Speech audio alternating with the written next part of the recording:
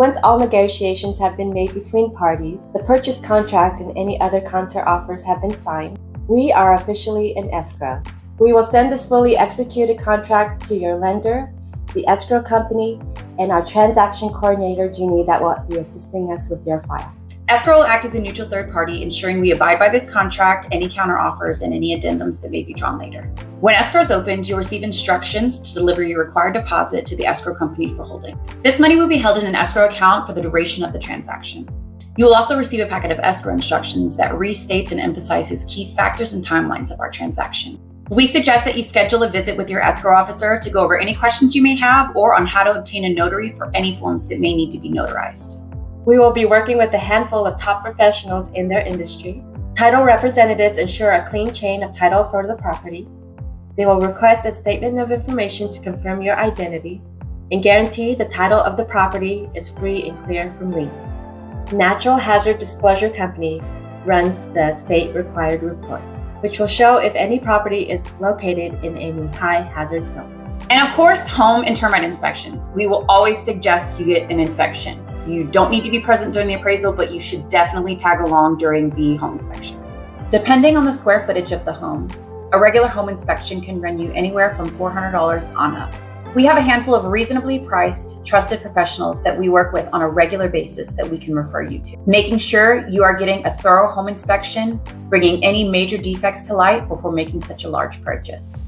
We strongly suggest that you get the property inspected for possible termite infestation or dry rot. Buyers using an FHA loan will be required to have the property inspected for termites and any Section 1 items repaired before the close of escrow. Either party may pay for inspection, work, or clearance, but this needs to be established when writing the offer or negotiating a counteroffer. There are certain instances where you might want to call out other specialists, such as a plumber, to check sewer lines for possible tree roots if there's a large tree on the property. Or get a septic tank inspection if there's a septic tank, a roof inspection if there are suspected issues, or possible soil testing if commercial buildings might be nearby. We can help guide you to the right professional. When you get an inspection on your property with a long list of everything that's wrong with it, it can be really overwhelming. Just remember that inspector's job is to pick apart that house so you can see exactly what you're getting yourself into. And if a couple of broken blinds and some GFCIs can be dealt with over a weekend honey-do list, or if there's some major issues that are just deal breakers. If during your contingency time period you're finding red flags and some major issues that you just do not want to get entangled in, we can cancel the contract and escrow will return your deposit, but we must do so within that agreed time period. If there are minor issues on the inspection report that you would like to request to be repaired, we can send a form to the sellers and they can either agree to all of those, some of those, or flat out reject your request. Then at that time, we would cancel the agreement, retrieve the deposit, and move on. Either party can also request that in lieu of non-lender required repairs, a closing cost credit may be accepted. This is negotiable and common practice as well. During your inspection contingency time period, you will also have loan and appraisal contingency periods.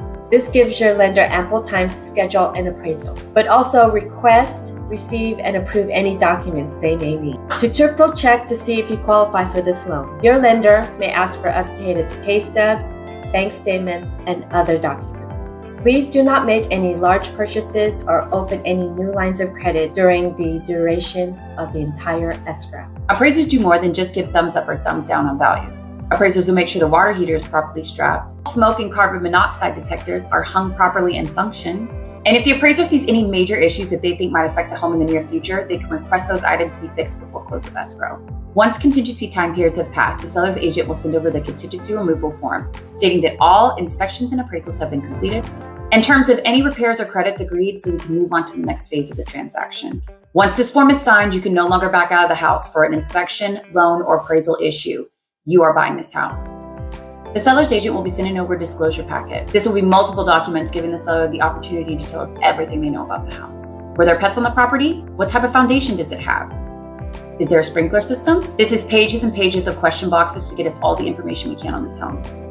During the end of the transaction, we will schedule a final walkthrough. This is the time that you will sign off on any repairs that may have been done. Once your lender has everything they need to satisfy themselves that you do indeed qualify to buy this house, we can start the closing process. Your lender will have you sign the closing disclosure, which has all the details of the final terms of your mortgage, including interest rate, APR, closing costs, and monthly payment. After you sign your closing disclosure, there will be a 72-hour wait period before we can actually close on this home.